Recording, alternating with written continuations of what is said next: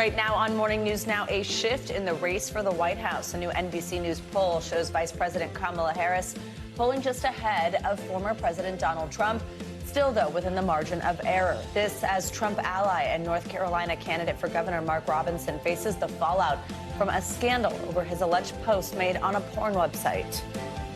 I don't not believe him. I don't believe him. I just think that you have to let these things sometimes play out in the court of public opinion.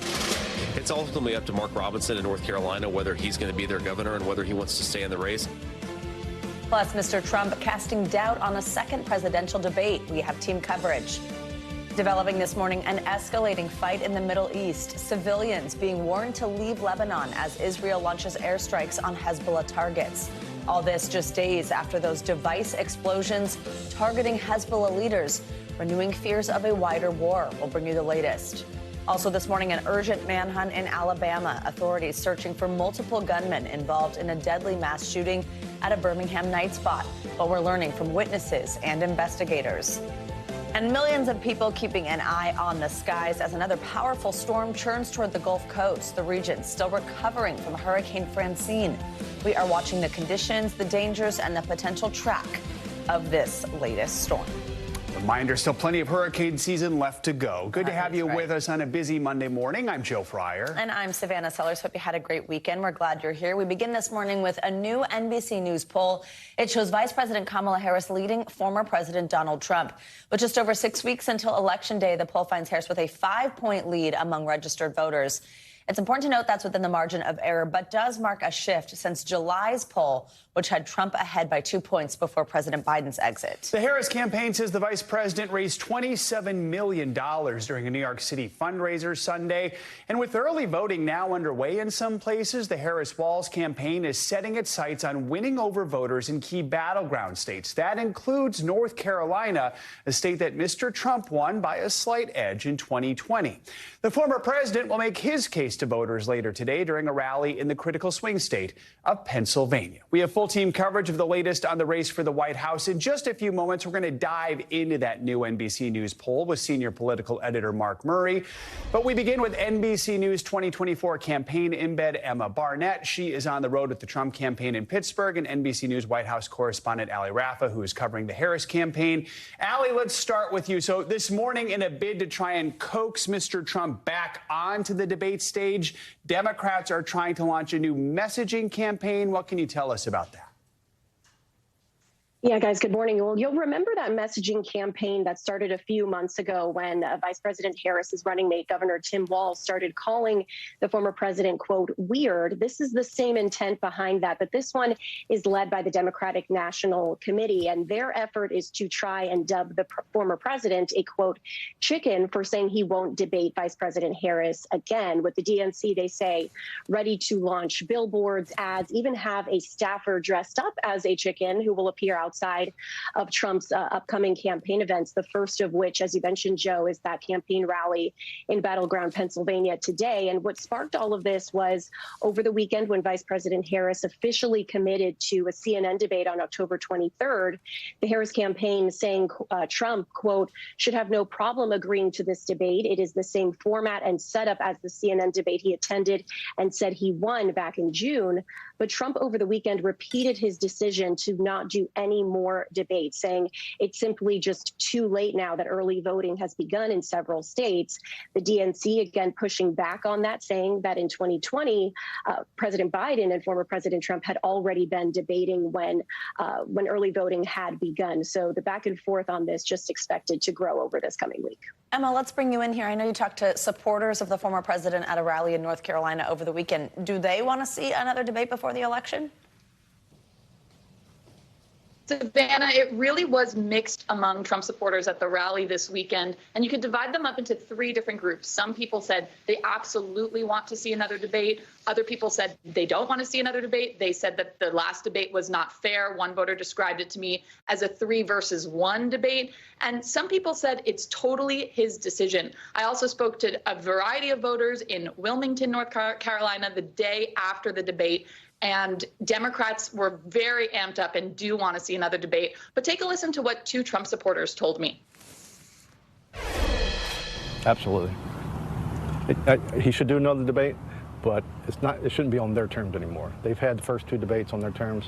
How about let's find some place in the middle?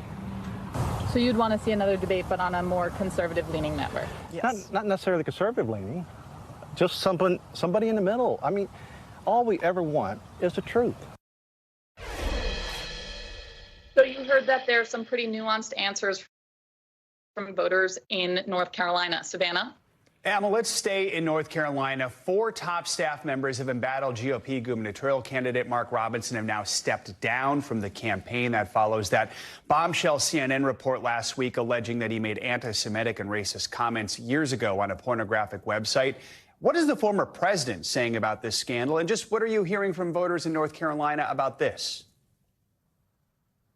What's really notable, Joe, is the former president isn't saying much. He had a rally this weekend in Wilmington, North Carolina, and he didn't bring it up at all. What was also notable is that Mark Robinson was not at the rally.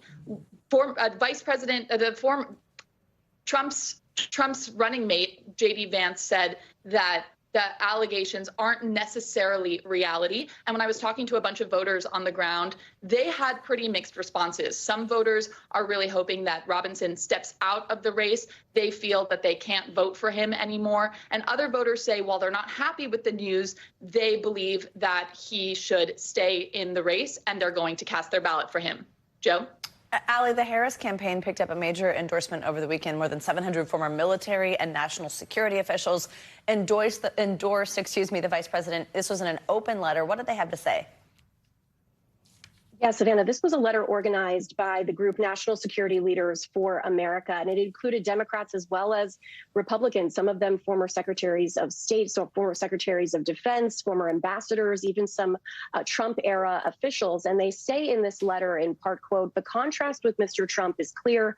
Where Vice President Harris is prepared and strategic, he is impulsive and ill-informed." They also criticize the former president for praising what they call adversarial dictators. They talk about China's Xi Jinping, North Korea's Kim Jong-un, Russia's Vladimir Putin. They also bring up the 2020 election, saying Trump, quote, "has undermined faith in our elections by repeating lies without evidence of millions of fraudulent votes." And they say that that alone proves that Trump is unfit to be commander-in-chief. The Trump campaign, for their part, pushing back on this, saying that those who endorse Harris, quote, "are the same people who got our country into endless foreign wars and profited off of them while the American people suffered." Savannah. Emma, one last question here. The former president talked about his future, specifically if he does not win in 2024. Real quick, what is he saying? Real quick, he said that if he does not win, which he hopes to win, he said that he will not be running again in 4 years on Cheryl Atkinson's show Full Measure. Joe? All right, Emma and Ali kicking us off this hour. Thank you both. Now let's dive into that new NBC News poll that's showing a tight race with senior political editor Mark Murray. Mark, good morning. Good to have you with us. So there's a lot of headlines to go through with this poll. Let's start with the basics. Walk us through these big numbers. Yeah, the head-to-head number shows that Harris has a 5-point lead nationally over Donald Trump, 49 to 44%. That's within the margin of error. Another 7% are undecided, unsure, or backing other candidates. But Savannah, this is a remarkable shift from our previous polling. Just back in July, our poll ended up having Trump ahead by 2 percentage points over Joe Biden. And pretty much the course of this race, you end up having Trump either tied or ahead going back to 2023. What is really interesting in our numbers, though, is that how that Trump percentage kind of is in the same ballpark, 44, 45, 46%, where the Democratic share either with Biden or Harris is at a high of 49%, but then is a low of 42. So that Democratic number has gone up and down while the Trump ballot number has pretty much stayed the same. So, Mark, there is a lot for Democrats to be happy about here, especially the surge in popularity for Vice President Harris. Talk about that, what's behind it, and why do we think voters might be seeing her differently? Yeah, Joe, this might be the most remarkable finding in our entire poll. And our poll ends up having Harris having a net positive rating overall. 48% end up having a favorable view of her versus 45% unfavorable. That's better than all the other politicians and 2024 candidates that our poll ended up measuring. And what is notable is back in July, Harris was at 32% positive score. That's now gone up 16 percentage points to 48%. And in the 35-year history of our NBC News poll, you have to go back to George W. Bush after the 9/11 terrorist attack for a spike that high. And the improvement for Harris has been across the board, particularly young voters, Latinos, and Black voters have view her in a more positive light than they did back in July. Wow, what a swing there. Mark, what are Republicans drawing hope from in this poll? It's on the issues, Savannah. Worth noting that Donald Trump has the advantage when it comes to the border, the economy, inflation, but it is worth noting that those advantages are smaller than what he enjoyed over Joe Biden when Biden was still at the top of the Democratic ticket.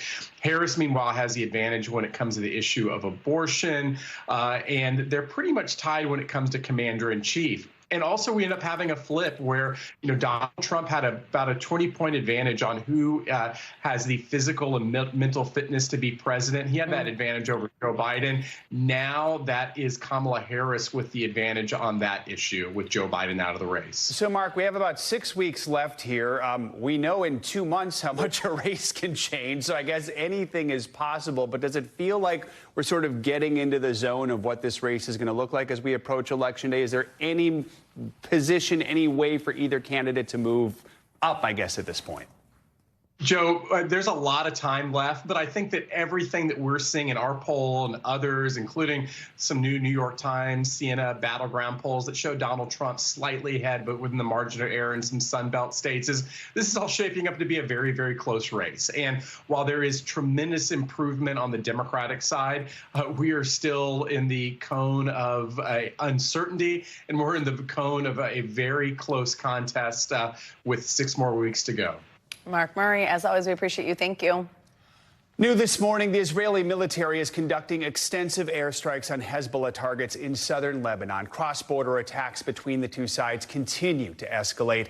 The IDF released a statement ahead of more strikes, warning Lebanese civilians to evacuate from places where Hezbollah is believed to be storing weapons. On Sunday, Hezbollah rockets and drones struck Israeli targets in the northern city of Haifa after both sides exchanged heavy fire across Lebanon's border. Hezbollah said it launched these attacks Sunday as an initial response for the pager and walkie-talkie blast there early last week. NBC News international correspondent Raf Sanchez joins us now from Tel Aviv with the latest. Raf, good morning. So let's start with this new wave of attacks on Lebanon this morning. What can you tell us? Joe, Savannah, good morning. This is the most extensive set of Israeli strikes in Lebanon we have seen since the start of this war. It is by far larger than the kind of tit-for-tat skirmishing we've seen since October 8th, and it seems to be the start of a much broader campaign. The Israeli military says it has struck more than 300 targets in Lebanon so far just today. Those are strikes not limited only to the south near the Israeli border, but they're happening in other parts of the country also. And for the first time on a large scale, we are seeing the Israeli military issuing warnings to Lebanese civilians to get out of villages, get out of areas where Hezbollah is storing weapons. We've seen these kind of warnings in Gaza before. We're now seeing it on a much larger scale in Lebanon. And it's worth saying that while Gaza is small and geographically isolated, there is at least somewhere for these Lebanese civilians to run to. Now, Lebanon's health ministry is saying 50 people have been killed across the country so far today. It's not clear at this point what the breakdown is of civilians to Hezbollah militants, but the health ministry is saying there are both women and children killed in these Israeli strikes so far. What is also really striking is I asked an Israeli military official earlier what could Hezbollah do to stop this Israeli escalation, to stop these Israeli attacks? If Hezbollah stopped firing into northern Israel, would that be enough? And this official indicated that at this point it would not be enough. They said there are three broad goals of this bombing campaign. They are trying to create conditions where those tens of thousands of displaced Israeli civilians can return to their homes in the north. They are trying to push Hezbollah forces back away from the Israeli border, and they are trying to destroy what they say is now decades worth of Hezbollah infrastructure buildup well within missile and rocket range of Israel. So intense Israeli bombings going on right now, Hezbollah firing back with rockets and missiles, and fears rising that we may be hurtling here towards all-out war. Guys. Raf, aside from the attack that we saw on those communication devices last week, that coordinated attack with pagers and walkie-talkies, other than that, Israel's military campaign against Hezbollah has been largely through these aerial attacks. But is a ground invasion of southern Lebanon by Israel at all a possibility as tensions between the two sides escalate? It is a possibility, Savannah. The Israeli military is stressing at this point this campaign is being conducted from the air, but they're not ruling out that at some point we could see Israeli forces rolling across the border into southern Lebanon. We've seen that before in 1982, when Israeli troops occupied southern Lebanon for 20 years. We saw it also in 2006, when Israeli troops launched a more limited operation. And I got to say, guys, that would not be easy fighting for Israeli forces. Hezbollah is extremely well armed. It's backed by Iran. It is far more powerful than Hamas. Hezbollah would be fighting on home turf in mountainous terrain where it has an extensive network of tunnels. So it may come to a point where Israel feels it has no choice but to send ground forces into southern Lebanon, but that is not a decision that the Israeli government would take lightly. Guys. All right, Raf, thank you so much. Well, just a week after the apparent assassination attempt on former President Trump, the Secret Service could be facing its biggest challenge. This week, global heads of state are gathering here in New York for the United Nations General Assembly. NBC News law enforcement and intelligence correspondent Tom Winter got an exclusive behind-the-scenes look at how the agency is preparing for the high-security event. This is where everything begins. Surrounded by a fleet of armored SUVs inside a massive warehouse in a secretive location, Pat Freeney, the head of the Secret Service in New York, is preparing for the agency's biggest challenge. Listen, the pressure is real. In the fallout after the assassination attempt against former President Trump in Butler, Pennsylvania, and another apparent attempt against him in Florida just 1 week ago, they must now secure the annual meeting of world leaders at the United Nations. NBC News getting an exclusive look at how they're preparing. We're tracking 146 heads of state, head of government, and then 70 spouses. With new challenges to protect them all. We've all witnessed the uptick in political violence worldwide, and unfortunately domestically. Part of the protection means reacting real time from this command post. It puts everyone in the same room. Agents shoulder to shoulder with local partners. The Secret Service has admitted the use of multiple command posts cost them critical seconds at the Butler rally. That won't be the case here. They're able to digest and receive real-time information, break it down, and push it out to all the operational units in the field of what's going on. Like the NYPD. There's going to be cops that you will see, and there will be cops that you will not see. Deputy Commissioner for Operations Kaz Daughtry oversees the drone program. Anytime there's a drone up in the city, we can locate it. Their eyes in the sky launch from the top of an SUV and can send a video live stream anywhere. And of course, it's live streaming right into the truck. That's correct. And live streaming on your phone if you want. If I wanted to go on my smartphone and take it out and show you, it'll be live streaming on there as well. They can also call in the choppers. Flying above the UN, they're on the lookout for threats, including those they can't see. What, you're trying to detect chemicals in the air, radiation in the air. These instruments that we have are so succinct and detect any type of radiological airwaves. Back at the warehouse, Freeney says he knows the stakes are high. Can people feel confident that the U.S. Secret Service is going to keep UNGA week and the people you're protecting safe? Yeah, they should have the utmost confidence. And Tom, the planning never stops. Tom Winter, NBC News, New York. The city of Birmingham, Alabama is mourning after a late-night mass shooting over the weekend. 4 people were killed on Saturday. 17 more were injured. Police believe it was a targeted attack, but no suspects have been arrested yet. NBC News correspondent Priya Sridhar has the latest on the investigation. An urgent manhunt underway in Birmingham, Alabama, after authorities say shots were fired outside of a hookah and cigar lounge in a crowded entertainment district just after 11 p.m. Saturday night. Officials say multiple suspects got out of a vehicle and opened fire, killing 4 and injuring 17 others. You got to go that way. You got to go that way. Authorities believe the attack was targeted and say a fully automatic weapon was used before the suspects fled the scene by vehicle. We believe the individual that was targeted is among the deceased. We believe that there was a hit, if you will, on that particular person, as far as, someone was willing to pay money to have that person killed. Officials relying on the community and using surveillance video in their search. We know that there are people in our community who do have information, who know who's responsible, who know what led up to this. Derek Gunn was near the scene. At first, we thought, what was that? A backfire or something? And then we heard 2 or 3 more, and then we heard the bap, bap, bap, bap, bap, bap, bap, bap, bap, and literally everybody on the patio, we hit the deck. We hit the ground. And as this community grapples with the tragedy, the search for the suspects goes on. Our desire, our priority is to take killers and shooters off the streets. We owe it to the victims. We owe it to the victims' families. We owe it to the victims who are no longer with us.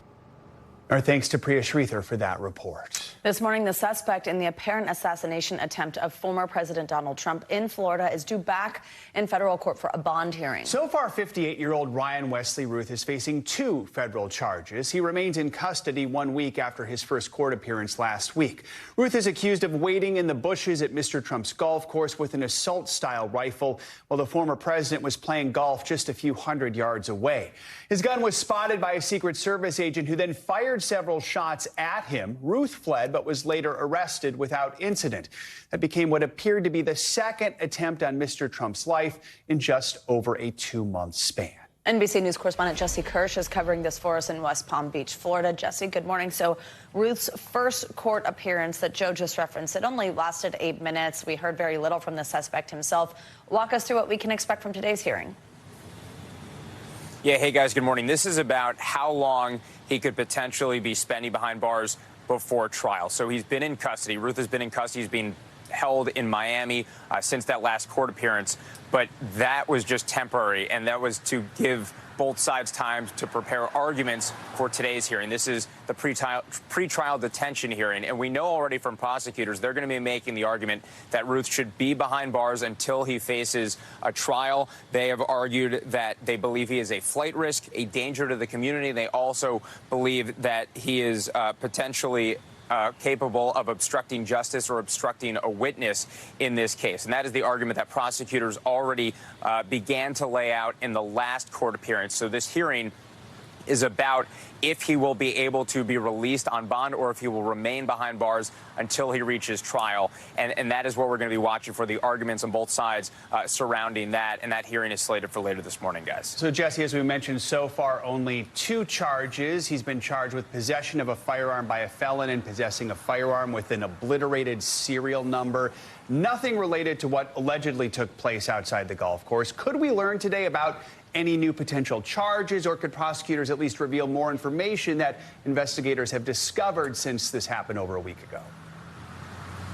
Well, and that's the question, Joe. And as you just mentioned there, those charges make no mention of what the federal authorities are investigating, which is how they phrased it, an apparent second assassination attempt on the former president. And the criminal complaint that we've already received in connection with those 2 charges does not get into details about what he may have been attempting to do or thinking about doing in terms of former President Trump being at that golf course. So we're looking for any more details, anything more directly connecting him with the investigation into the apparent second assassination attempt. And again, federal authorities are going to be making the case to the judge that Ryan Ruth should not be released, should remain in custody until trial. And to make that argument, you need to lay out why you believe he is a danger to the community. So we'll be looking for any more details they might share about that. But at this point, we're just waiting to see what will come out in court today. Jesse, the arraignment for Ruth is set for September 30th. Tell us, what have we heard from his lawyers so far? Yeah, not much. We've been able to see what they've said in court so far. We haven't received any public statement from them. And, of course, we will continue to be trying to pursue any comment from Ryan Ruth himself as well, as this case gets a lot of attention all over the place, guys. All right, Jesse Kirsch, thank you very much. As our week begins, we are keeping an eye on a storm that is brewing in the tropics. Let's get a check now on your morning news now weather. That's right. Meteorologist Violetta Yaz joins us this morning. Hey there. Good morning. Good morning, guys. Yeah, it's been a quiet couple of weeks in the Atlantic Basin, but unfortunately things are starting to ramp up a little bit now. We've got two areas that we're watching. We've got this tropical disturbance way out in the Atlantic, just off the coast of Africa, with a 70% chance of development through the next 7 days. But we're going to have to put this one on the back burner for a little bit, because we've got something we're watching a little bit closer to home. You can see that disturbance there just east of Central America, with a 90% chance of intensification here through the course of the next 7 days. It is very likely that we get a depression or a tropical storm at least between today and tomorrow, a 90% chance. And this is going to push to the north. You can see sort of swing between Cuba and southeastern Mexico, eventually advancing into the Gulf of Mexico. And that's where conditions are going to be favorable. Now, here's one of our forecast models looking ahead to Wednesday afternoon, about 2 p.m. bringing this center of circulation, again, just north of this southeastern Mexico, just west of Cuba. What happens after this is a little bit more of a wild card. Until we really get that center of circulation, it's really difficult to know exactly which direction this is going to move in, although we're getting more forecast models here, potentially tracking this into the Big Bend of Florida, into the Florida Panhandle as we head into Thursday, especially. So you can see a little bit more agreement with the tracks here versus, for example, more westward landfall toward Louisiana or Mississippi, or an eastward landfall. But again, until we get that center of circulation, it's really difficult to pinpoint that exact track. But folks there along the Gulf of Mexico, through the Gulf states, are really going to have to watch this through the next couple of days. Overall here locally, we're looking at pretty quiet conditions here. We do have a localized threat of some strong storms, potentially localized flooding here from Little Rock up through parts of the Ohio Valley. That's going to be as we head into today. Our rainfall forecast through Tuesday, not too bad. You can see maybe half an inch lighter amounts here from parts of Texas, all the way up in through Rochester, New York, with some heavier amounts across parts of Pennsylvania, extending down into parts of Missouri. But if we extend this into the next 5 days through Friday, you can see those heavier amounts from some potential tropical development across the southeast especially. So that's going to be the area that we're watching, Alabama into Georgia, into western Florida. So taking a look at the week ahead, again, a little bit on the soggy side there across the Ohio Valley today. Pretty quiet out west. And then advancing this into Wednesday, you can see that heavier rain starting to develop in the southeast. But really, it's later this week in that Wednesday night through Thursday and through Friday timeframe that we're going to be watching for those potential tropical impacts. So still keeping an eye on a couple of things, but I do think folks living in these areas are going to have to watch this pretty closely here, especially between today and tomorrow, as we've seen sometimes things develop pretty quickly, especially in the Gulf of Mexico. All right. Thank you so much, Violetta. Thank you. Much more to come here on Morning News Now later this hour. It's a travel tip that could save you hundreds of dollars. One experts say is the best time to book your next international trip. Up first after the break, disturbing new video of a shooting at a New York subway station that injured several people. We're going to be right back.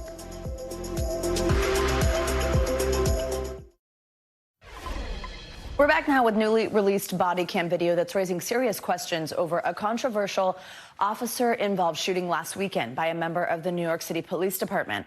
Officers opened fire on a man at a Brooklyn subway station who they believe to be a threat, although the rounds also hit several bystanders, including a responding officer. A warning to viewers that the footage is graphic. NBC News correspondent George Solis has the details. New video released by the NYPD showing the controversial moment officers opened fire on a man at a New York City subway station. Shots fired, shots fired. Hitting two bystanders, critically injuring at least one of them. Authorities say 37-year-old Daryl Mickles jumped a turnstile in Brooklyn while wielding an 8-inch knife. Police confront him. Don't touch it. Put it down. Put it down. Put it down. Put it down. Put it down. Then it escalates. Taser. Police say Mickles is then seen lunging at an officer. Moments later, shots fired, striking Mickles, but also hitting one of the responding officers. I'm shot. and 2 bystanders, including Gregory Del Pes, shot in the head, now in critical condition. His family questioning the police response. There's no reason why any bullets should have been flying in that subway station at any point. The officers did not de-escalate that appropriately. And he was shot in the back of the head, and now he's fighting for his life. The NYPD defending the officer's response. We did the best we could to protect our lives and the lives of people on that train. Mickles has pled not guilty to charges filed to the shooting. An NYPD investigation is ongoing. George Solis, NBC News, New York.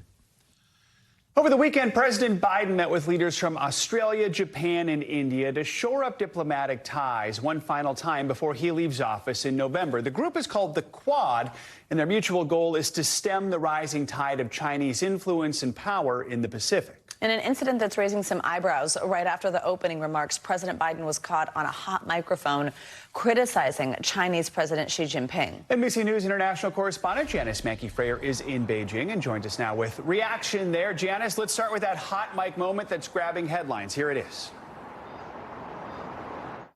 We believe Xi Jinping is looking to focus on domestic economic challenges and minimize the turbulence in China diplomatic relationships, and he's also looking to buy himself some diplomatic space, in my view, to aggressively pursue China's interest.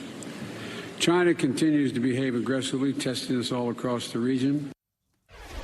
So, Janice, tell us, how is this being received back in China? Has the government responded there?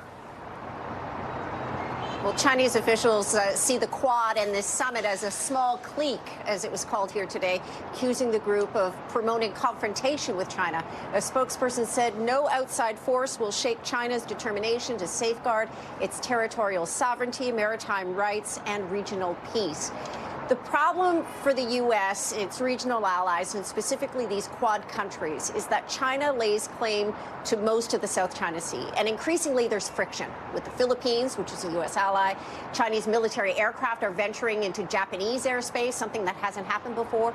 There are border tensions with India, trade tensions with Australia. So that's what's underpinning what President Biden is saying, is that China continues to behave aggressively and testing everyone across the region.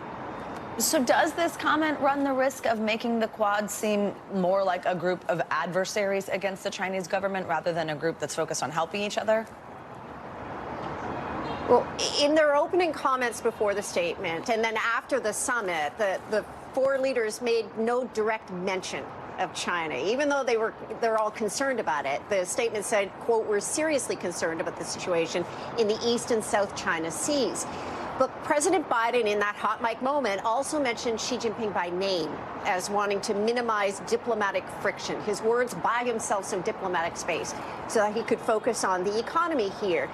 A recent example of what was seen as goodwill to the U.S. was the release of American pastor David Lynn about a week ago. He had been wrongfully detained here for 18 years.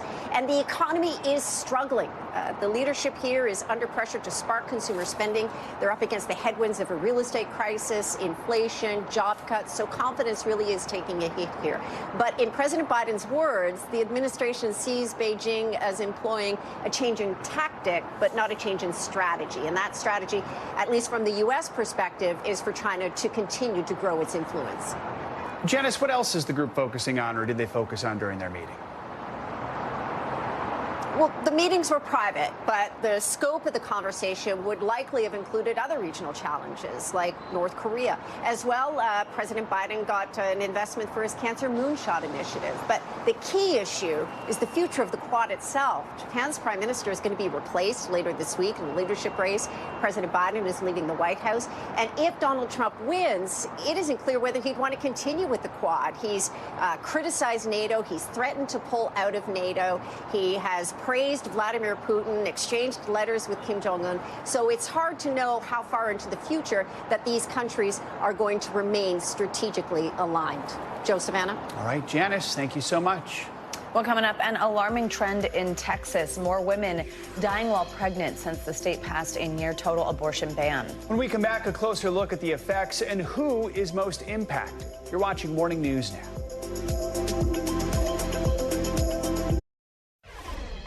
We're back with an alarming new analysis of health data exclusive to NBC News. The number of women in Texas who have died while pregnant, during labor, or soon after giving birth has skyrocketed since 2021. That is the year Texas passed a near total abortion ban, which was 1 year before Roe v. Wade was overturned. Well, within a year of the new Texas law, maternal mortality rates increased for women of all races. NBC News Daily anchor Zincle Asamoah spoke to one doctor and one mother who have seen the impact up close. What was your first pregnancy like? It was just so textbook. But Caitlin Cash's subsequent pregnancies were anything but.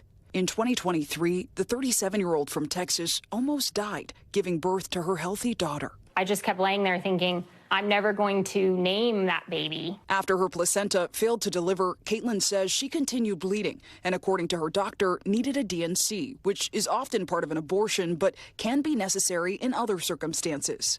Caitlin says she waited more than an hour for doctors to do the procedure, but her condition continued to deteriorate until she lost consciousness and needed a blood transfusion. She says the delay was later explained by a social worker. She just kind of goes, oh, yeah, we don't do D&Cs anymore. Caitlin nearly became part of an alarming trend. A new analysis of CDC data from the Gender Equity Policy Institute, exclusive to NBC News, reveals Texas saw a 56% rise in maternal mortality between 2019 and 2022. That's compared to an 11% uptick nationwide. Every demographic went up, but the biggest increase was among white women, up 95%. Texas passed a near-total abortion ban back in 2021. 13 other states followed suit after the Dobbs decision. Is Texas a bit of a canary in the coal mine when it comes to this issue? We have to pay attention to the data coming out of Texas. Texas, I fear, is a harbinger of what's to come. In Texas, abortions are still allowed to save a pregnant woman's life. You have practiced in women's health for over a decade. How does it feel for you working out of Texas now? Very different. Doctors, like Leah Tatum, are advised to use their best judgment. But if a court later rules they got it wrong, they risk losing their medical license, life in prison, or $100,000 in fines. Is it clear to you when you can perform an abortion and when you cannot? No, not really. So there is just this hesitancy that you can feel practicing in Texas. The Cashes believe it's a systemic hesitancy that contributed to Caitlin's experience. I went into that delivery room with a doula and health insurance, and I'm white, and I have a master's degree of education. I went in with every privilege you could think of, and that still happened to me. Now, Caitlin advocates for abortion rights. What do you feel when you look at your daughter? I feel deeply saddened and guilty about the future that I'm giving her. I get up every day and I tell these stories and I relive this trauma. It's because I'm going to tell her that I did everything I could for her. Zincle Asamoah, NBC News, Austin, Texas. Coming up, your passport to a good deal. When we return, the ultimate travel tip before your next trip abroad. We'll tell you the 1 week to book that could save you a fortune. This is Morning News Now.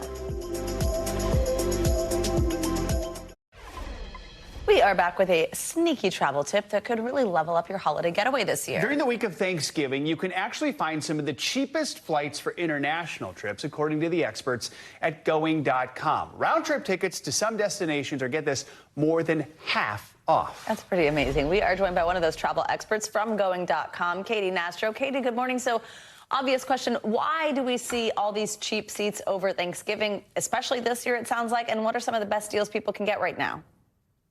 Yeah, Savannah, look, most people are heading home to see family and friends, driving those domestic prices up sky high.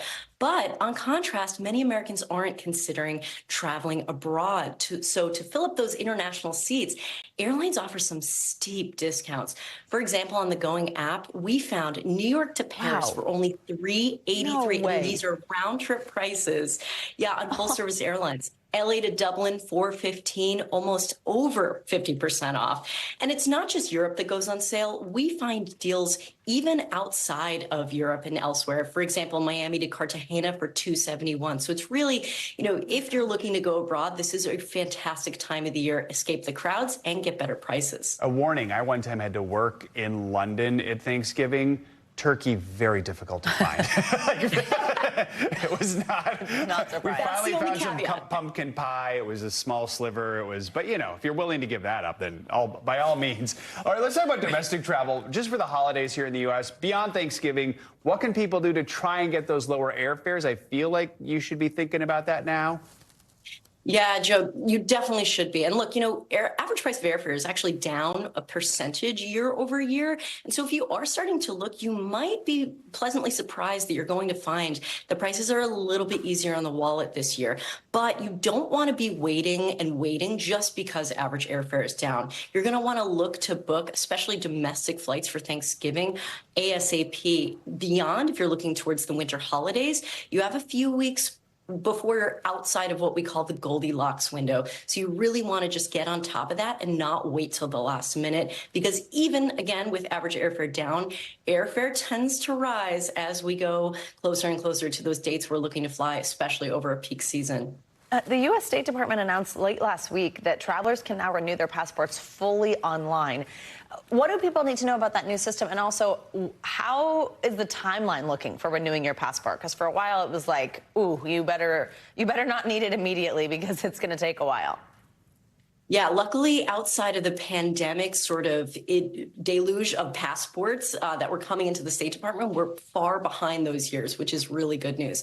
And this passport renewal system online, available 24/7, is going to be a game changer. To get your passport renewed, you have to get all those documents, send it in via mail, and it's estimated 6 to 8 weeks. Now, with this new online system, which is available only for adults, unfortunately, you can't do kids quite yet. And it's not for new applications, but a renewal just the same. It's going to make that process even more seamless. And it's estimated that you're going to see that passport renewed back to you even sooner than that 6 to 8 week time frame that is estimated right now. So if you did the math, you could actually see your passport back before you take that international trip over Thanksgiving.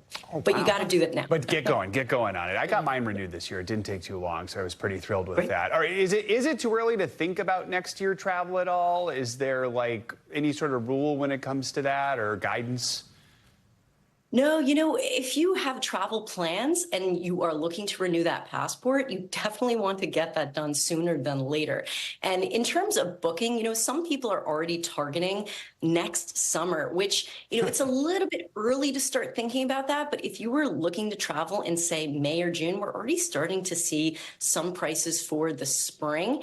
And, for a peak season like the summer, you actually wanted to try to target booking your flights and booking most activities about 6 to 7 months out. All right. Even later if you are targeting those international travels. So it's not too early, but again, we're right within that sweet spot of our Goldilocks window, and you do have some wiggle room there. So if you're not ready to book, you still have time. Good to know. Katie Nastro, great tips there. Thank you so much, saving us money. More money news now. Asset management company Apollo is reportedly considering a major investment in Intel. CNBC's Silvana Hanau joins us with that and other money news. Silvana, good morning. Hey, Savannah. Hey, Joe. Good morning to you. Yeah, so private equity firm Apollo Global is reportedly offering to make an investment of up to $5 billion in Intel. Bloomberg says Intel executives are considering the offer, which comes days after news that rival Qualcomm recently approached Intel about a possible takeover. Now, Intel was once the world's most valuable chip maker, but shares have lost nearly 60% of their value this year.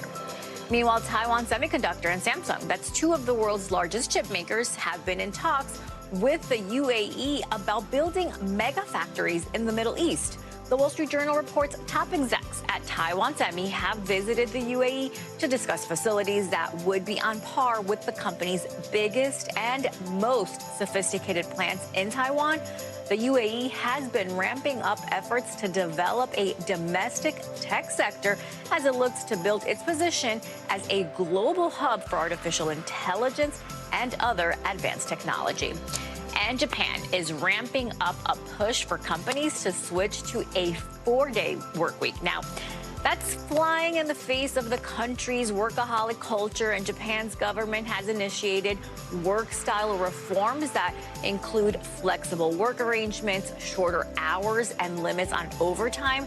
The plans have been slow to gain traction. Economists say the workplace is where most Japanese have social interactions and are willing to stay longer to help the team and attend long company dinners, guys. Wow. I'm all for the 4-day work week. I'm also for a long company dinner, so Yeah. all right. Yeah.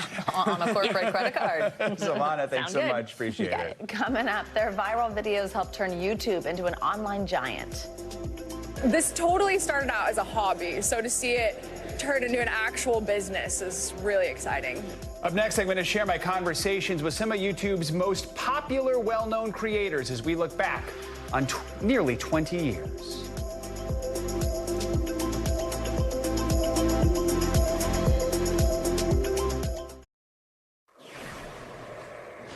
Hi, you are the 2024. How awesome. Welcome back. That right there, that is the moment. Asia Wilson found out she won the WNBA's MVP for the 3rd time. And just hours later, Indiana Fever guard Caitlin Clark clinched AP Rookie of the Year. Get this, the decision was unanimous for both of those honors. It really kind of came as no surprise for the pair of players who have a reputation for smashing records. They've got so many, we don't even have time to cover them all, but here's just a few from this past season alone. Wilson is the first player in the league history to score more than 1,000 points in a single season. That sounds impossible. Meanwhile, Clark broke the league's single-season record for assists. The Fever rookie is also leading the WNBA right now in three-pointers. Congratulations to both of them. Both so much fun to watch. Every day, a new record, it felt like, was broken. So glad to see it was unanimous. All right. Great. On Valentine's Day 2005, 3 former PayPal employees launched a site called YouTube. You've probably heard of it. It's where regular people can upload their personal videos for public view. Well, in the nearly 2 decades since, YouTube has become a media giant with nearly 3 billion monthly users and an army of creators who are making good money on the platform. Well, now the popular site is looking toward the future and how artificial intelligence can play a role. All right, so here we are in front of the elephants. It started 19 years ago with this 19-second grainy clip, the first ever uploaded to YouTube. And that's cool. Humble beginnings Oppan Gangnam Style for a platform that would later catapult music videos and create unwitting stars. Is this real life? Yeah. These days, viral fame is the goal for creators who are making all kinds of videos, from 15-second shorts to 30-minute shows. A flood of formats, says CEO Neil Mohan. These creators come to YouTube because they have a passion, they have an idea. Our mission is to give everyone a voice. Hope Allen's channel, Hope Scope, is all about shopping with more than 5 million subscribers. You're not just like a channel by yourself, you are a small business, right? Yeah, we're a small production company. With a producer, editors, and assistants. How does that feel? Amazing. This totally started out as a hobby, so to see it turn into an actual business is really exciting. From 2021 to 2023, YouTube says it paid more than $70 billion to creators and media companies. It's the show with hot questions and even hotter wings. Well, shows like Hot Ones and Chicken Shop Date have become destinations for publicity-hungry stars. Still, overnight success is rare. YouTube is an endurance sport. You got to do it for a really long period of time. When Colin and Samir launched their show in 2011, their focus was lacrosse. Today, they spotlight the creator economy. The goal really is to educate and empower the next generation of creators that are really shaping what entertainment is becoming. For some, that means using artificial intelligence. It's about opportunity. This past week, YouTube introduced new generative AI features, which HopeScope and I tested out. Hamster struts runway at Fashion Week. I like that. I feel like we have to see this. I think we do. Using that description, Google's new tool called VO generated this 6-second clip. That is a fashionable hamster. An idea that would have taken, a week to kind of bring to life before, now it can be brought to life maybe in a couple minutes. One of the big concerns about AI is that it can deceive people, that it can create misinformation. How much does that worry you, especially in an election year? I take our responsibility as a global platform as our top priority. It has been a problem for YouTube over these last few years, with misinformation and fake ads appearing alongside popular videos. Mohan pointed to YouTube's policy, which says creators must disclose that something is AI generated when it looks realistic. Do you feel like that'll make a big difference? I think it'll make a big difference. The viewer can make a choice about whether they want to watch it, or that now they at least have the context in terms of where it came from. These days, viewers aren't just watching on computers and phones. YouTube's on our living room TVs with highly produced series. Oh my God, I'm never doing this again. In Challenge Accepted, Michelle Carre is immersed in extreme lifestyles like Marine boot camp or trying Houdini's deadliest trick. What I genuinely love about creating content on YouTube specifically is that the only barrier to entry is the upload button. YouTube calls them the studios of tomorrow. Quite the upgrade from the zoo video that started it all. And that's pretty much all there is to say. I still cannot believe it has been nearly 20 years. I know, that's so cool. It's so interesting seeing the first ever uploaded YouTube. Exactly. I had no idea. I know. Yeah. We've come a long way. Yeah, and God, some of those are real, like, destination viewing now. Awesome. That's going to do it for this hour of Morning News Now. Stay with us, though. The news continues right now.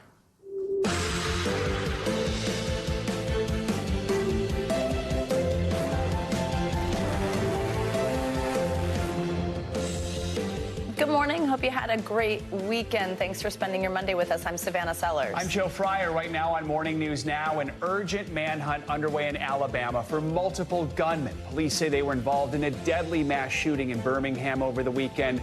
4 people are dead, more than a dozen injured. Why authorities are now calling this a targeted attack. In the Middle East, fears of an all-out war are reaching dangerous new heights. Israel now ordering people in Lebanon to evacuate as it strikes what the IDF says are Hezbollah targets. We are on the ground as world leaders converge right here in New York for a high-stakes, high-security UN summit. Plus, in the final sprint to Election Day, Vice President Kamala Harris challenging former President Trump to a rematch on the debate stage amid some red-hot new poll numbers. Comes as Congress sets up a vote to stave off another possible government shutdown. For now, we've got the latest from Washington and beyond in just a moment. And you might know him as the gentle giant Hodor from HBO's Game of Thrones, but there's a whole lot more to actor Kristian Nairn than meets the eye. You know, he's also a DJ and now an author.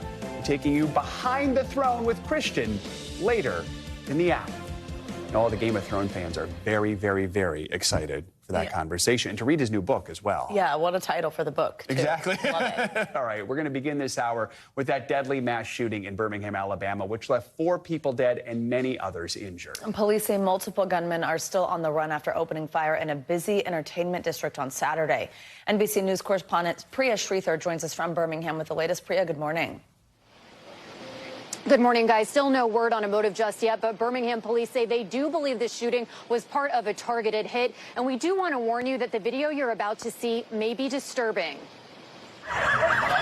An urgent manhunt is underway in Birmingham this morning after police say multiple shooters opened fire outside a hookah and cigar lounge. They were in a vehicle, got out of the vehicle, shooting occurred, they fled. The gunmen killing 4 people, 3 of them identified by police as 21-year-old Anithra Holloman, 27-year-old Taj Booker, and 27-year-old Carlos McCain. At least 17 others were also injured in what authorities are calling a targeted attack. We believe the individual that was targeted is among the deceased.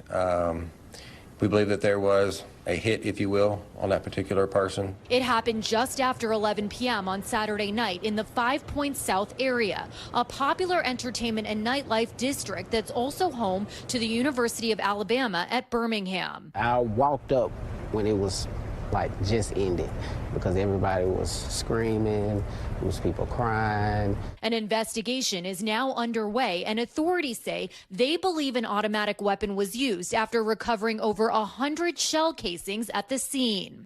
Derek Gunn tells me he was at a nearby bar with friends. The shots kept firing, pap, pap, pap, pap, and that fast, rapid, and then you hear pap, pap, pap, pap. And as we're on the ground, we're getting everybody in. Saturday's incident is one of several mass shootings in Birmingham this year. This is solvable. We owe it to the victims. We owe it to the victims' families. The police chief is asking the Birmingham community for their help in identifying the gunman, as it mourns the latest lives cut short to senseless gun violence. We know that there are people in our community who do have information, who know who's responsible, who know what led up to this and what transpired. Now the shooting comes after the city of Birmingham partnered with U.S. attorneys and the ATF to create an initiative called Flip the Switch in an effort to get rid of machine gun conversion devices. Birmingham police say they do believe one of those devices, more commonly known as a switch, was used in Saturday night's shooting. Guys? All right, Priya, thank you so much. Now to the latest on the race for the White House. Vice President Kamala Harris is riding a wave of momentum in the polls and challenging former President Trump to another debate, which so far he has not accepted. With about 6 weeks to go until Election Day, Republicans are now confronting a growing scandal in the North Carolina governor's race. NBC News Now anchor and senior Washington correspondent Hallie Jackson has the latest. Hey there. Some new numbers show the vice president has momentum nationally, but former President Trump's showing strength in some key battlegrounds, meaning this race remains extremely competitive, with new questions this morning about whether the candidates will face off in what would be their second debate. One Vice President Harris wants, but right now Mr. Trump does not. The kickoff this morning to a 6-week sprint before Election Day, with Vice President Harris ramping up the pressure on former President Trump to debate her again after she agreed to a second face-off in October. I would like another debate. We have a lot more to discuss. Mr. Trump so far has not accepted, and in a new interview, he's pledging if he loses the race this time, he will not run again in 2028. I think that will be it. I don't see that at all. I think that hopefully we're going to be successful. Mr. Trump has repeatedly refused to accept his legitimate 2020 loss, now facing a double-digit gender gap as Harris zeroes in on reproductive rights. Mr. Trump's trying to make an appeal to women. Women will be happy, healthy, confident, and free. You will no longer be thinking about abortion because it is now where it always had to be, with the states. Women, we love you. We're going to take care of you. Notably absent on stage at that campaign rally in North Carolina, the state's Republican candidate for governor, Mark Robinson, as 4 of his top staffers, including his campaign manager, are resigning just days after explosive allegations reported by CNN that Robinson made racist and lewd comments on a porn site, which he denies. Mr. Trump, who has endorsed Robinson, making no mention of him Saturday. His running mate, J.D. Vance in Pennsylvania, asked by NBC Philadelphia if he believed Robinson's denials that he made the posts. I don't not believe him. I don't believe him. I just think that you have to let these things sometimes play out. It comes as a major new NBC News poll shows Vice President Harris leading former President Trump by 5 points within the margin of error. But it also shows the vice president still trails Mr. Trump on the key issues of securing the border and the economy. And both candidates, no surprise, are focusing on key swing states this week. Mr. Trump is set to visit Georgia and Michigan. Vice President Harris heading to Arizona and Nevada out west. And both have trips planned to the all-important battleground of Pennsylvania. Back to you. All right, Hallie, thank you. Well, we are following breaking news in the Middle East this morning as Israel and Hezbollah exchange attacks across Lebanon's border. Israel issued a rare evacuation warning to civilians in Lebanon, raising concerns of a wider conflict in the region. Here's NBC News Chief Foreign Correspondent Richard Engel. You can listen to what Israeli and Hezbollah officials are saying, but to get a sense of how things really may be heading here, look at what Israel is doing. I am now in an underground hospital, a bunker facility 3 levels below the main hospital in Haifa. And starting yesterday, Israel began moving all of the patients in the hospital to this underground facility. It is the first time Israel has done this since this facility was built nearly 20 years ago. It's a sign that Israel is bracing for a wider war. The Israeli military says its jets targeted Hezbollah positions this morning. Lebanese media report more than 80 airstrikes hit the western Bekaa Valley and southern Lebanon. The Israeli military also released this video claiming it prevented Hezbollah from launching a powerful cruise missile at Israel. Asked if he's worried about rising tension in the Middle East, President Biden saying, "Yes, I am, but we're going to do everything we can to keep a wider war from breaking out." in Beirut as Hezbollah buried one of its top military leaders yesterday, killed by the most intense Israeli strikes on the Lebanese capital in nearly 2 decades. Hezbollah says it's ready for a new, open-ended war. This weekend, Hezbollah launched more than 100 rockets, drones, and missiles at northern Israel.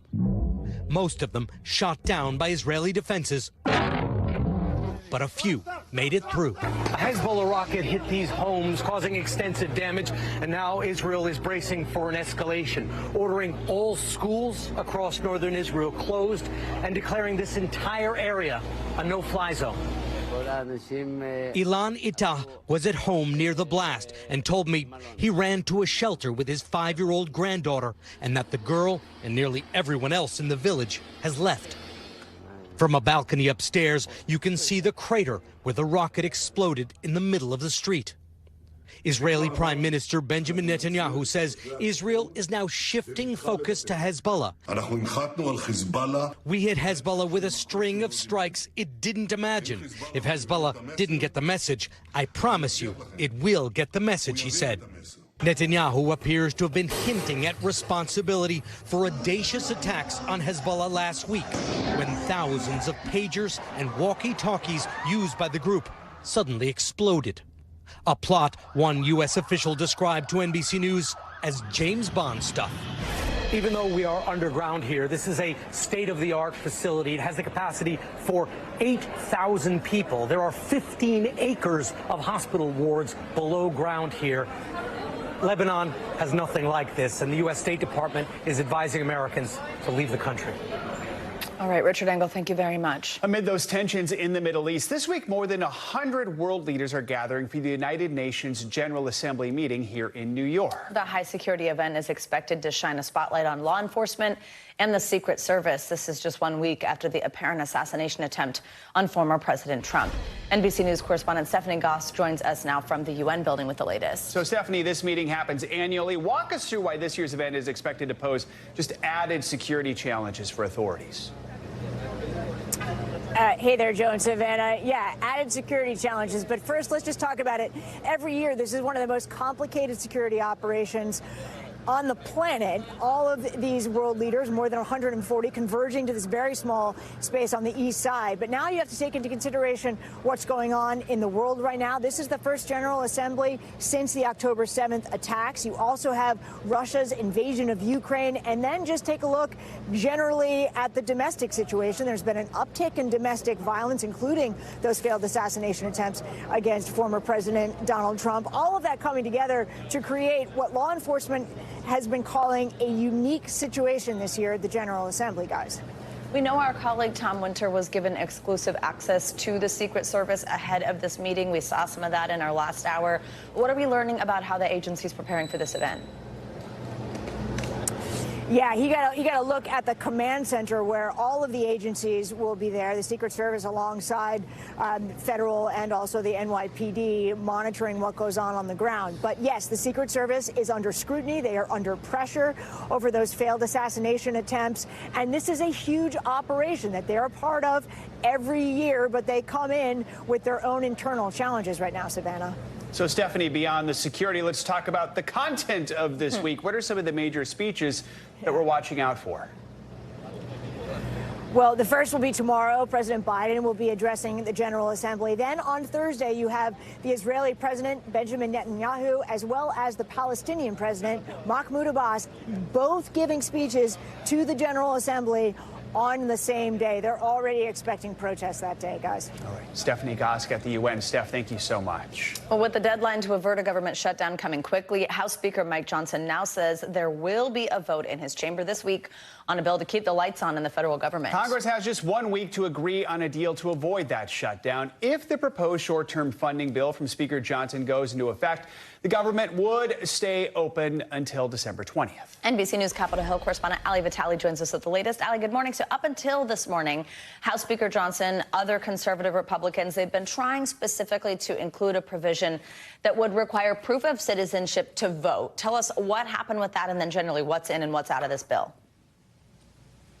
It's gone because Republicans couldn't pass that version of the bill, Savannah. That was always what we expected here, but Speaker Johnson sort of needed to go through the motions on that in order to placate not just members of his party that demanded that that be in this part of the funding package, but also former President Trump, who was quite clear that, in his words, he was willing to shut down the government if it meant being able to include the SAVE Act, which is that bill that you were talking about that effectively prevents non-citizens from voting, even though, of course, that is already a rule. Now we see Speaker Johnson sort of moving into reality with this Plan B, doing a government funding package that ends at the end of this year, December 20th. That noise that you heard on Sunday night was most Capitol Hill reporters recognizing that now suddenly the holidays are in jeopardy, as they often are when we see these funding packages get kicked down the road.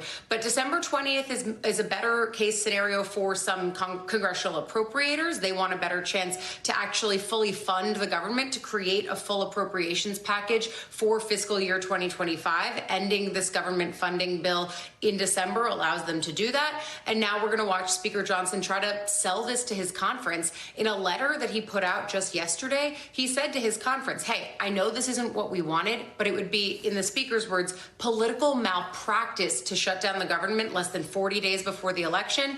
And I do think everyone agrees there. Oh, I'm sure they won't wait until the last minute in December. You'll be just fine, Allie. All right, so you laid out why Speaker Johnson changed his mind. How do different parts of his party feel about it? I'm going to need you to re-up that reassurance to me around December 15th when they're still haggling over funding bills. But look, conservatives aren't happy. And again, the speaker spoke to that in his letter to his colleagues before they came back to town today for a full work week. He said this is not the way that he wanted it to go. He knows it's not the way that they wanted it to go. But we also know that he met with former President Trump at the end of last week when Trump was here for a pair of events for the campaign. They clearly had a conversation about this because Johnson was balancing not just the conservative factions of his own party, but also the Republican standard bearer. They both have loud megaphones, but few have a louder megaphone than Trump. Johnson needed to placate both sides, make it clear, hey, this failed on the floor of the House. We tried. We don't have the votes for it. This latest package now might draw the ire of more conservative Republican members, but it will also get more Democratic House members on board, and this is going to have to be passed in bipartisan fashion. That's good for government funding. It might not be good for the politics of being the Republican speaker. We've been there before, but for now, this is the reality for Mike Johnson. Allie Vitale, thank you so much. We're thinking about your Christmas break.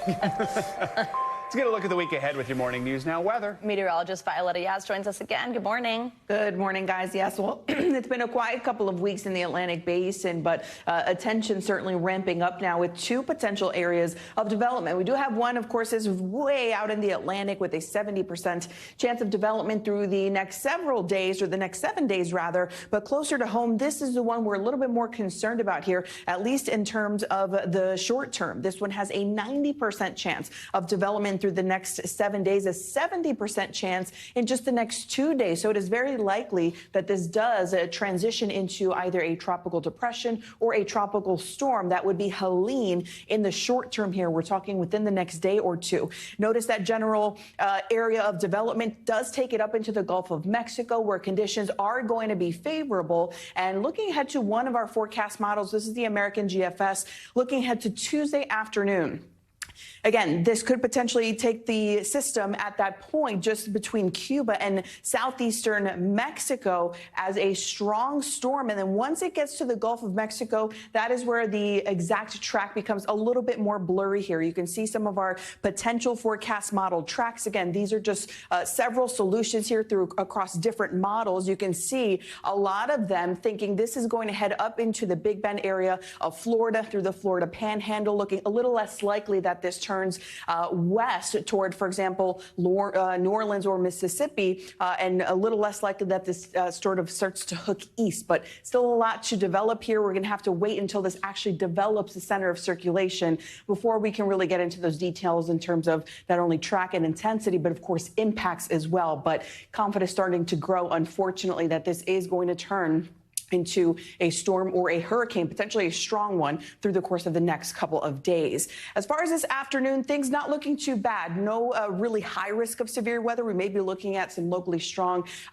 gusty thunderstorms here across the Ohio Valley, from parts of Arkansas up in through parts of the Ohio Valley as well. Rainfall totals through Tuesday on the order of about an inch in the heavier spots from parts of Missouri up into western Pennsylvania. However, if we expand this through Friday, you can see the heavier amounts start to shift to the south, and that's when we would be looking at some of the potential heavier rain from this eventual system. So parts of Florida, you can see that sort of bullseye area in the red. About 5 inches, if not on the heavier side, too, for parts of Alabama and Georgia. And then in the week ahead, although we keep things a little bit more active in the Ohio Valley today, you can see that shift into the south and east beginning Wednesday. But really, as we head into Friday, I think that's when we could be looking at those heavier amounts. So keeping a very close eye on this. Things happen quickly, unfortunately, in the Gulf of Mexico. So folks living in these areas from really anywhere from Louisiana right through Florida are going to have to watch this very closely the next couple of days. All right, Violetta, thank you so much. Much more to come here on Morning News Now. Later in the hour, we're going one-on-one with Hodor himself, Kristian Nairn, who's taking us beyond the throne in a brand new book. First, though, after the break, Princess Kate seen out in public for the first time since revealing she's finished treatment for cancer. More on her royal return to work. That's up next. More international news now. In Iran, more than 50 people were killed in an explosion at a coal mine. NBC News international correspondent Claudio Lavanga joins us from Rome with that and more. Claudio, good morning. Savannah, Joe, good morning. Well, that's right. On Sunday, state media in Iran said at least 51 people were killed and at least another 20 others were injured after an explosion in a coal mine in the east of the country.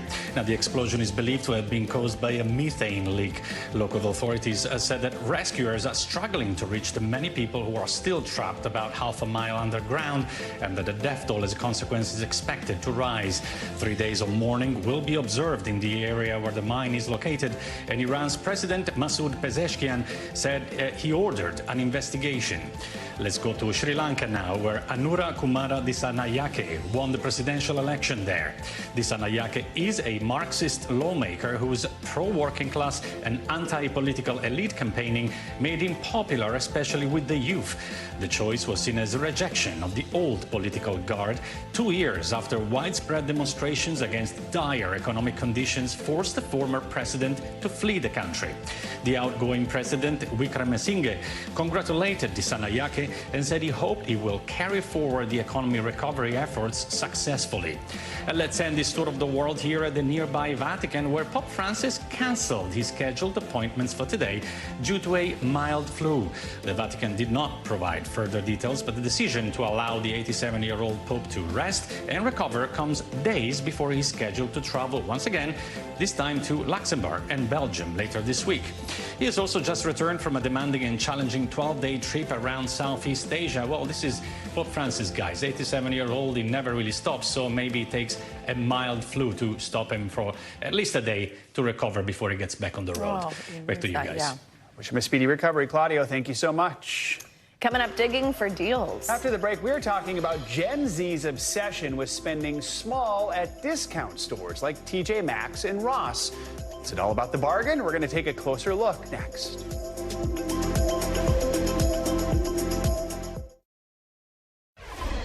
We're back now with the controversy surrounding the new Netflix series Monsters, the Lyle and Eric Menendez story. It is a dramatic portrayal of the infamous Menendez brothers and the murders of their parents, whom they admitted to committing.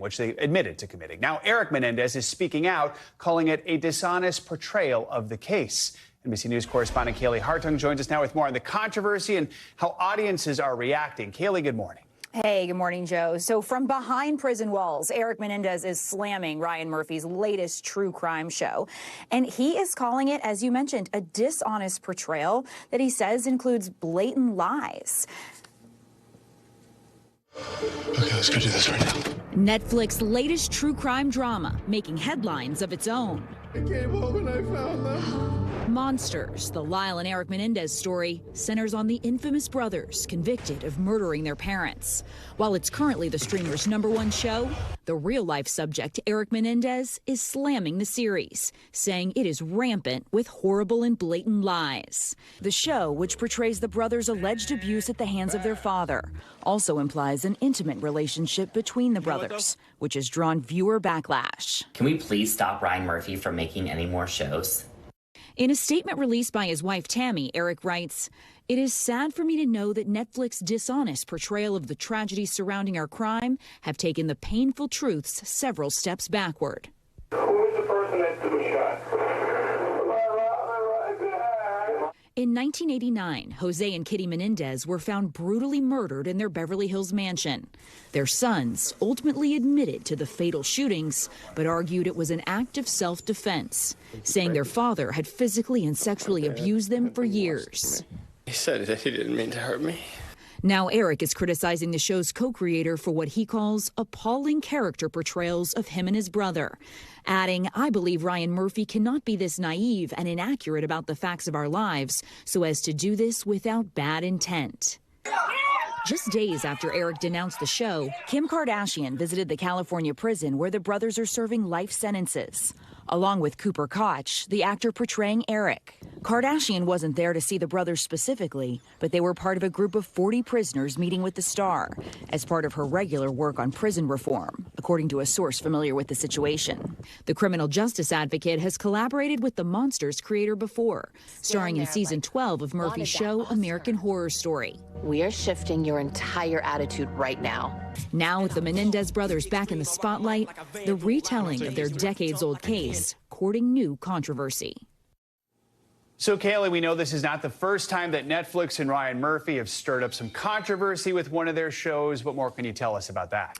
Yeah, you might remember the 2022 show Dahmer. It dramatized the Jeffrey Dahmer murders. That series received some backlash, with some of the victims' families saying it actually re-traumatized them. But the show went on to become one of Netflix's most-watched shows and received critical acclaim. Now, the show about the Menendez brothers debuted on Friday. It spent the weekend as the most-watched show on Netflix, so it doesn't appear this controversy is hurting its streaming numbers. We did reach out to Netflix and Ryan Murphy for comment, but we didn't hear back, Joe. All right, Kaylee, thank you so much.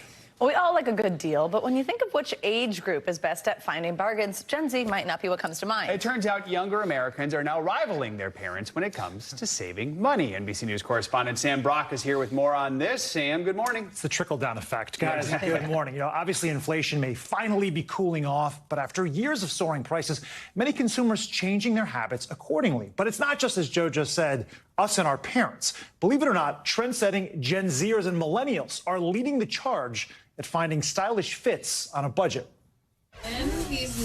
This fall, Gen Z and millennial shoppers are on the hunt for deals and finding them at popular discount stores. Oh my gosh, I need it all. From TJ Maxx and Marshalls to Ross and Burlington, these are not your grandparents' big box bargains. Once you go, you become like obsessed because it's just like addicting. After years of high inflation hurting consumers' wallets. This is our budget. It's not a whole lot, so let's keep it on the low side. A report from the Bank of America Institute found that spending on value apparel is higher for younger customers compared to older age groups. I think they're out there in the world and seeing how expensive things are. Prices are coming down now, but these two generations in particular have grown up with this. They have lived this and they are experiencing it every day. The share of value spending has increased 4 percentage points for both Gen Z and millennials in the last year, far outpacing older generations. 24-year-old Bethany Brooks says stores like TJ Maxx and Marshalls, which offer big discounts on sought-after name brands, allow her to build her dream wardrobe on a budget. It's just really exciting when you get a cute t-shirt for $10 that's like $100 normally. With inflation and just the cost of living itself, like I can't remember the last time I spent full price on anything. According to Bank of America's research, spending on value apparel overall increased 13% this July compared to July 2019,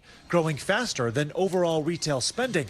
And it's a trend that may be here to stay, even as inflation cools and prices come back down. Between shopping at discount retailers that have cool merchandise and thrifting, you can have a great wardrobe at a very low cost. And so I expect this to continue for years to come. I don't think I could ever stop shopping here. Even if I got a raise or started making more money, I'm going to keep doing what I'm doing and just saving more instead of spending more.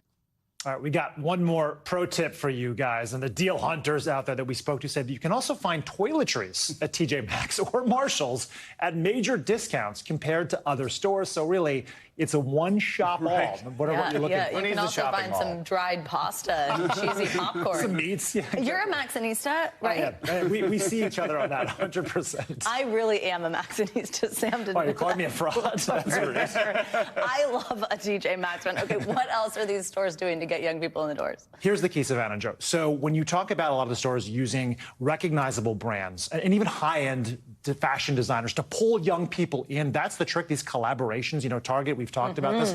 Historically, they've had collabos with the Isaac Mizrahis and Vera Wangs. That goes a long way. Even TJ Maxx with Law Roach, who curated an entire fashion presentation. I didn't know about that. Like, this does get young people in the door and also develops brand loyalty so that when they do make more money, they're still going back to these stores, which is why Wall Street right now is saying these guys, TJ Maxx and Ross, it's a buy long term. I'm going to be honest. I've set a middle of the night alarm to make one of those Target collaborations as soon as it goes on sale because they sell it like dedication. That's another and the dresses are amazing. I think it was for the DVF one, the Diane von Furstenberg one. I was going to mention that. The dresses are amazing. They look you like set your alarm. I'm surprised you didn't run into each other. I did the same thing. Exactly. How'd you know? Maxinistas. There you go, Maxinistas. Goodbye, Sam. See you guys. A grandmother broke her leg while hiking alone near Mount Rainier in Washington State. But just when she thought all hope was lost, she was found. Reporter Drew Mickelson from our Seattle affiliate King TV has that story. It takes a hike, but you'll have a hard time finding a better view of Mount Rainier than High Rock Lookout. Once a year, I try to go up there and bring some flowers to my mother. The ashes of Ursula Bannister's mother, Hilda, are at the lookout. And Ursula made a solo trek up last month. Shortly after she took this picture, I stepped in the hole with this foot and I fell down. She broke her leg in 3 places. This one has 2 big screws in it, and this one has 9 screws and a plate. As tragic and traumatic as the hike was, it seemed like a miracle. It was like angels had descended from the sky. Shortly after she fell, strangers rallied to help, setting her leg, calling 911. When they informed me that it was going to be at least 4 or 5 hours out, before they even got to the spot, not including the hike up, I was like, well, if I could carry her down, then it'd be a lot quicker for her and get her out of the little bit of pain. So, U.S. Air Force Airman First Class Troy May had been at the lookout with his fiancée and a buddy. He ended up putting Ursula on his back, carrying her 1.5 miles down to the parking lot where they drove her to the hospital. His actions were worthy of an Air Force Achievement Medal. There's many people that could have done it, but it just happened to be in the right time to do it that day. They tried to keep me engaged so they wouldn't have to listen to me scream. Ursula thinks her angels, her heroes, prevented her from suffering worse injuries. Those little piggies are quite swollen. The broken leg means no hiking or skiing this winter. But for this 79-year-old, the injury has been inspiring. Really encouraged me about young people and middle-aged people and older people and how good at heart the American people are. So glad to see Ursula is doing well. Amazing group of young men there. Yes. Thanks to my old colleague, Drew Mickelson, for sharing that story with us. All right, awesome. Coming up, remote work recall. After the break, why Amazon is going full tilt on getting its full-time workers back in the office 5 days a week and how employees are feeling about it. That's next on Morning News Now. Welcome back. Some employees are getting ready to switch out their sweatpants for business casual. Amazon is going to a 5-day in-office work week starting next year, essentially turning back the clock to a pre-pandemic way of doing things. Here's NBC News correspondent Dana Griffin with the latest on how employees are handling that announcement. Amazon has forever changed the way we shop. With the click of a button, we order everything from groceries to electronics, and in a snap, they show up at our front doors. But while customers receive deliveries at home, Amazon wants its corporate workers back in the office full-time starting next year. CEO Andy Jassy writing Monday in a memo, "We've decided that we're going to return to being in the office the way we were before the onset of COVID." Adding, the move will further strengthen Amazon's culture and brainstorming. Jassy hinting at the move earlier this year. I noticed the collaboration is better, the innovation is better, and I just noticed that we've kind of gotten back to our culture more since we've been back in the office. Currently, Amazon employees only need to be in the office 3 days a week, and remote work will continue for those with extenuating circumstances. Anxious Amazon workers aren't happy about a full-time return to the office. One writing, "Life is too short to spend it commuting 5 days a week." Another saying, "I think it is time to start looking for a role at a company that trusts their employees and treats them with respect." The pandemic took a wrecking ball to the traditional place-based work model. And so what Amazon is trying to do is essentially roll back the clock. Callie Williams-Yost is a flexible work expert. She says companies mandating strict return-to-office policies could face increasing backlash from workers. I think they are going to have a hard time retaining talent, good talent. I think you're going to see they're going to have a hard time hiring talent. Last year, about 2,000 Amazon employees worldwide walked off the job, in part over the company's 3-day return-to-office mandate. And while Amazon joins companies like Citigroup, Walmart, and UPS in tightening return-to-office rules, overall, just 33% of companies require workers in the office 5 days a week. And what about employees? What do they want when it comes to work? According to a Gallup survey of more than 18,000 workers, around 53% expect and prefer hybrid work, citing work-life balance and higher productivity as crucial factors. With 3 in 10 hybrid workers saying they were extremely likely to leave an organization if it didn't offer some degree of flexibility, while 20% say they prefer in-person work as it gives them opportunities to socialize and collaborate more effectively. Experts like Yost argue that with the pandemic in the rearview mirror, companies now have an opportunity to forever change how and where we work. This was a crisis-driven execution of flexibility, but now it's time to go back and optimize that flexibility for the workforce and the business, not to try to roll back the clock to 2019. Certainly a talker. Thanks to Dana for that report. More financial news now. General Motors getting ready for another round of layoffs. CNBC's Silvana Hanau joins us with that and other news. Silvana, good morning. Hey, Savannah. Hey, Joe. Good morning to you. So GM will temporarily lay off about 1,700 workers at its assembly plant in Kansas. It's retooling the facility to make the next Chevy Bolt electric vehicle, which will come out next year.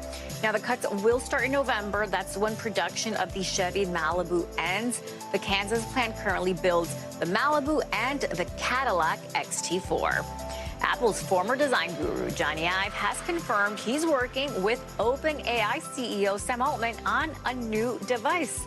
In a profile in the New York Times, Ive says he met Altman through the CEO of Airbnb, and their new venture is being funded by Ive and the Emerson Collective. That's the company run by Laurene Powell Jobs.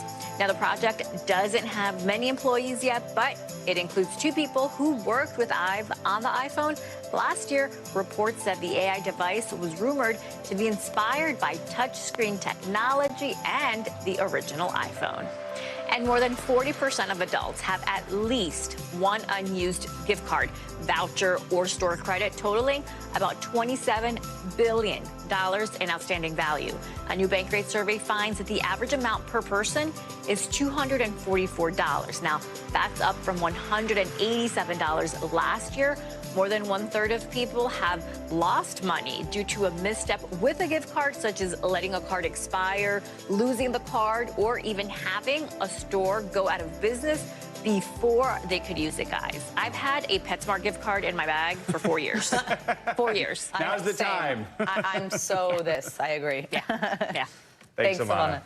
We are taking a closer look at a rare celestial phenomenon that's coming into our orbit. Sometime in the next week, the Earth will temporarily have a second moon.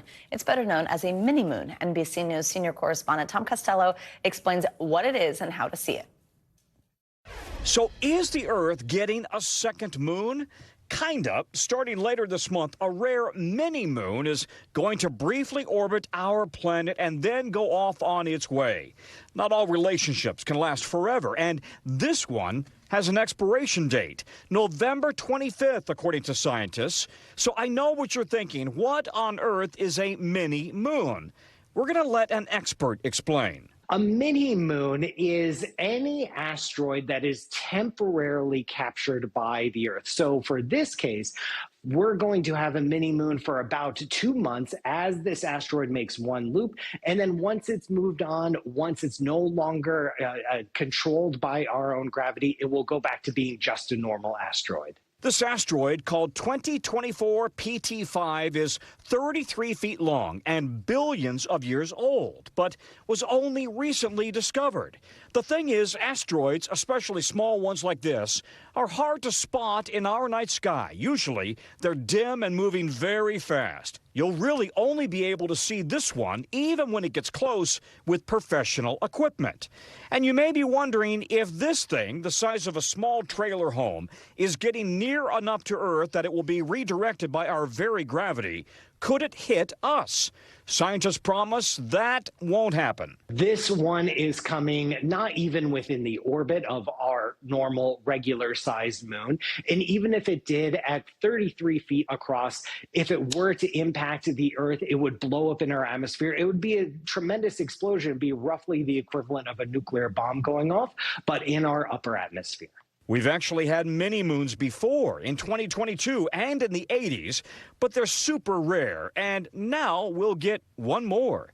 For just 2 fleeting, glorious months, it will orbit around us. Not a honeymoon, just a mini-moon. And then, once time is up, it will zoom away. Our thanks to Tom Costello for that report. And for those wondering where this asteroid came from, experts think due to its past trajectory, there's a chance it was formed after a massive collision that created our modern Earth and moon. So this mini moon might be made of the same stuff as our current moon. Cool. Lots of space details there. Coming up, we are chatting with the one and only Kristian Nairn, who you may know simply as Hodor. Yeah, but you might also know the Game of Thrones star as an author, even a DJ. We're going to bring you our one-on-one interview over his brand new book, Beyond the Throne, Epic Journeys, Enduring Friendships, and Surprising Tales, which hits store shelves tomorrow. Stay with us.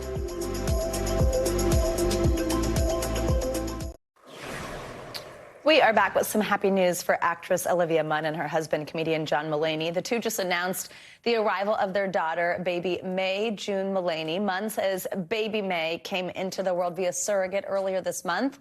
Earlier this year, Munn got candid about her journey with breast cancer, which led to a double mastectomy. Munn also told Vogue that she froze her eggs after that diagnosis. But May is Munn and Mulaney's second child together. Her big brother, Malcolm, is 2 years old. Congratulations to the happy family, and so good, especially after she's been so open about her health struggles. That is great to see. And John Mulaney will be one of the hosts of SNL coming up just a little bit later this year. All right, thanks, Savannah.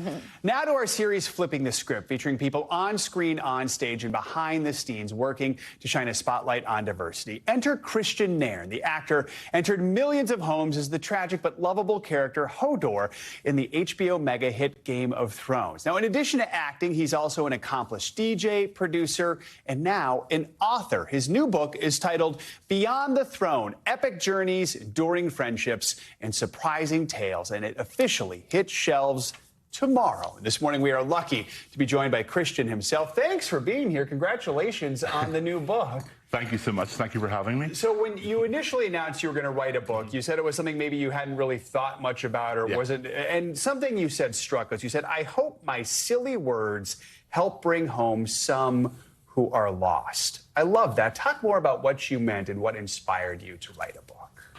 Well, really, I don't think I was ever the person to really expect to write a book. I mean, who really thinks their life is worthy of a book? Yeah. That would be a bit strange. But yes, it took me quite a while to get into my skin and to get my life to fit me. And that was what I realized what I was doing wrong. I was trying to make myself fit into life. And I realized I could sort of shape my life to fit me better. And I would like to sort of put that out into the world. It's probably, I believe it's a healthier thing to do. And if it works for somebody, it'll make me very happy. I know one of the things that was important to you was finding your community and finding mentors for so many in the LGBTQ+ community. It's about finding just one person who accepts you. The statistics show just how much of a difference that can make. How did you do that? It's hugely important. When I hit around 18 years old, I didn't know anybody. And I found 2 older gay mentors, as it were. I didn't know what they were at the time. but they were just friends. But they really showed me the way. And then I got into helping people through working for like a charity, and I helped myself through helping other people. That's just felt what was natural for me. So that's how I did it. Growing up in Northern Ireland during a time of just incredible conflict, how did that shape you as a person? I think as a people, I can't speak for my whole people, obviously, but for me, it gave us a strange sense of humour. We have a very self-deprecating sense of humour, which not everybody gets, and we're very resilient, and I think that's how we cope with all that, and it very much shaped who we are as a people. And how often do you go back and visit? I still live there. You live there, so all the time. Yeah, You're visiting us right now. I'm next week now, so I'm very happy to be there. How exciting is it just to have a book out there right now? How excited are you to have people read it and hear your story? Excited is not even the word. I mean, it's a strange feeling. It's strange and excited. Just to, people are going to know me, because I really did put myself into this, and it's exposing. And it's thrilling as well, because I'm kind of addicted to expressing myself. I realized when I wrote this book, that's what I'm actually addicted to, is kind of getting what's in here out. Yeah. And what better way than a book? You're excited. Any part of it scary at all? All of it. All of it? I mean, especially the stuff about my family and my mum, which I got express permission to do. Obviously, it's her story, but it's part of my story as well, because she obviously is me. You know, I became very like my mother. So that's the part I'm more nervous about. I'm okay with all my rubbish, or trash, should I say. Yeah. Have they read it yet, or are they going to have to wait till tomorrow? They helped me a lot during the process, so they know everything. They know what's in there. Oh, All right. All right, let's talk about how so many people know you, and that is from Game of Thrones and playing Hodor, who for many is like a giant teddy bear. Do you find do people feel like they just know you and just tell you things? Talk about that. I mean, I think one of my first, after my scene, I'll say my scene just in case you haven't seen it. But I remember being on a flight, being across the States here, and a lady, I think she crawled across 5 rows of seats, and she just so you know, you made me cry. I just want you to know that. I hear that kind of thing all the time, and I never know whether to say thank you or apologize. I know, what have I done to these people? But it's not your fault. Well, maybe it is. How does it feel when you have people who confide in you in that way and who share with you in that way? I'm privileged. You know, and I realize that some people say it's annoying to interact with fans, but it's not. I feel like I'm at home anywhere in the world. I can sit in an airport in Tokyo, Atlanta, and someone will come and say hi. And if you've been alone for quite a while when you're on the road, it's really lovely. It's a lovely connection to have. Yeah. So I do cherish that. The name Hodor has a meaning. Did you know in the beginning what it meant? They didn't tell me, and it was probably a wise decision, because I'm quite... how should we say, I can't really hold my water when it comes to secrets. So I think they very quickly realized that, and they didn't tell me. And ultimately, people learned it meant hold the door. Hold the door. When you learned that, then how did you react to that? My mind was blown. I think George R.R. Martin, the author, he is like the master of foreshadowing. For years, he knew this. And even though I asked him, he didn't tell me, as I say wisely. But it's just an incredible... It's just an incredible thing to hold for all those years. And that's Game of Thrones to me. It's just like all these strands being tied up, and it's such a cool thing. Before we go, we should mention you are also a DJ. You've been doing that for a long, long time. 30 years. I mean, like when something like Game of Thrones comes out, you kind of have to wait long after you shoot it to get the reaction. DJ, it's like instant, right? I mean, what's it like? It's completely different, and obviously you don't get that instant feedback as an actor, but I do Comic Cons, and that's where you hear. Yeah. That's where you hear from fans, and that's where you get all your feedback, and it's so wonderful. It really is. What's your favorite type of music to play? For me, I'm a heavy metal guy, but really, okay. When I produce and when I DJ, I do like trance and progressive house. Is there a lot of heavy metal DJing going on out there? Well, I'm trying to fuse the two together. All right, so that's pretty cool. I haven't quite worked yet. We'll get there. We'll get there. We'll wish you all the best as you continue to work on that. Kristian Nairn, thank you so much for joining us. We really appreciate you. And your book, again, it is called Beyond the Throne: Epic Journeys, Enduring Friendships, and Surprising Tales, and it hits shelves tomorrow. Congratulations. That is going to do it for this hour of Morning News Now. Stay with us, though. The news continues right now.